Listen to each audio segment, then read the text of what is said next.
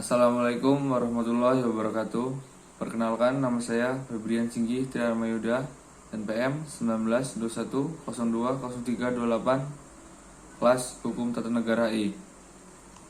Di video kali ini saya akan mempresentasikan tentang sifat dan karakteristik hukum Islam yang dibagi menjadi 5, yaitu yang pertama sempurna, yang kedua elastis, yang ketiga universal, yang keempat dinamis, dan yang terakhir sistematis.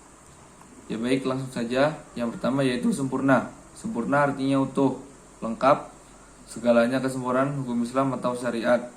Dapat dilihat dengan diturunkannya syariat Islam dalam bentuk yang umum dan mengglobal permasalahannya. Kecuali hal-hal yang bersifat langgeng, nas memuat prinsip-prinsip hukum terperinci, konkret dan teknis. Misalnya masalah kepribadatan, perkawinan, perceraian, dan warisan diterangkan secara terperinci. Syariat Islam dapat benar-benar menjadi petunjuk universal dengan bentuk yang umum dan global tersebut. Yang kedua yaitu elastis.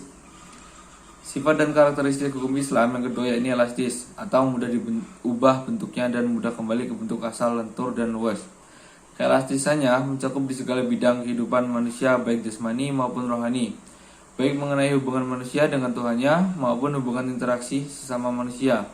Juga tuntunan mengenai kehidupan manusia di dunia dan di akhirat. Hukum Islam memperhatikan segala aspek kehidupan manusia baik di bidang muamalah, ibadah, jinayah, siasah, dan bidang-bidang lainnya. Namun segala aturan yang diatur oleh hukum Islam itu tidak berarti pula menjadikan hukum Islam memiliki dogma yang kaku atau beku, keras dan memaksa. Dan yang ketiga yaitu universal. Universal atau alami berarti umum atau berlaku untuk semua orang atau untuk seluruh dunia. Bersifat melingkupi seluruh dunia, ini berarti hukum Islam itu tidak dibatasi oleh lautan maupun batasan suatu negara. Bukti yang menunjukkan bahwa hukum Islam itu mempunyai sifat universal atau tidak harus dikembalikan kepada Al-Quran. Universitas Hukum Islam, universal hukum Islam ini dinyatakan oleh Al-Quran sendiri yang berbunyi, dan tidaklah kami Allah mengutus kamu Muhammad melainkan untuk menjadi rahmat bagi semesta alam. Quran Surat Al-Anbiya ayat 107. Dan yang keempat yaitu dinamis. Dinamis dalam KBBI dijelaskan makna dari kata dinamis adalah penuh semangat dan tenaga sehingga cepat bergerak dan mudah menyesuaikan diri dalam keadaan dan sebagainya. Kedinamisan hukum Islam terletak pada dasar-dasar yang menjadi dasar dan tiang pokok bagi hukum.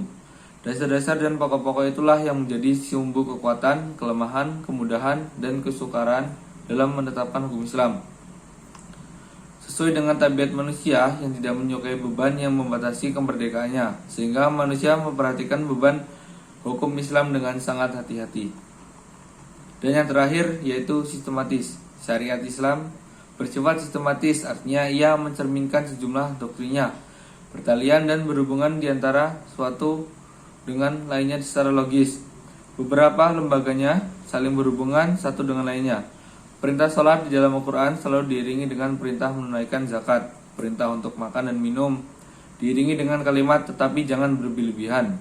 Demikian pula dengan lembaganya. Pengadilan dalam Islam tidak akan memberikan hukum potong tangan bagi pencuri bila keadaan masyarakat sedang kacau dan terjadi kelaparan. Tidak akan memberikan hukuman rajam bagi pezina dan kebiasaan berpakaian yang belum diterapkan sebagaimana yang dikehendaki oleh hukum Islam itu sendiri. Dan selanjutnya hukum Islam bersifat tak budi dan tak puli. Al-Saidibati menyatakan bahwa tak budi adalah sesuatu di mana tujuan hukum dalam melembagakan hukum untuk membebaskan mukallaf dari perintah-perintah hawa nafsunya atau hawa agar dia menjadi hamba Tuhan dengan sukarela atau ikhtiaram. Sebagaimana dia juga hamba Tuhan secara alamiah atau iditaran secara terpaksa, sedangkan takuli adalah sebaliknya, yaitu yang bersifat tak budi. Lebih jelasnya, tak budi adalah suatu bentuk ibadah yang tujuan utamanya untuk mendekati diri kepada Allah, yakni beriman kepadanya, dan segala konsekuensinya berupa ibadah yang mengandung sifat tak budi murni. Artinya maka ide dan konsep yang tergandung di dalamnya tidak dapat dinar atau khairu mu'akulah al-makna atau suprarasional. Manusia harus menerima apa saja yang ditetapkan oleh syariat. Bersifat takuli. Kedua yakni takuli berbentuk dalam bidang muamalah. Takuli ini bersifat Duniawi yang maknanya dapat dipahami oleh nalar atau makulah al-makna atau rasional, maka manusia dapat melakukannya dengan bantuan nalar dan pemikiran manusia. Ilat dari muamalah yang bersifat takuli dapat dirasionalkan dengan melihat ada masalahat atau mudarat terkandung di dalamnya. Sesuatu dilarang karena ada kemudaratan di dalamnya dan diperintahkan karena ada masalah di dalamnya. Sekian presentasi dari saya, kurang lebihnya saya mohon maaf. Saya akhiri. Wassalamualaikum warahmatullahi wabarakatuh.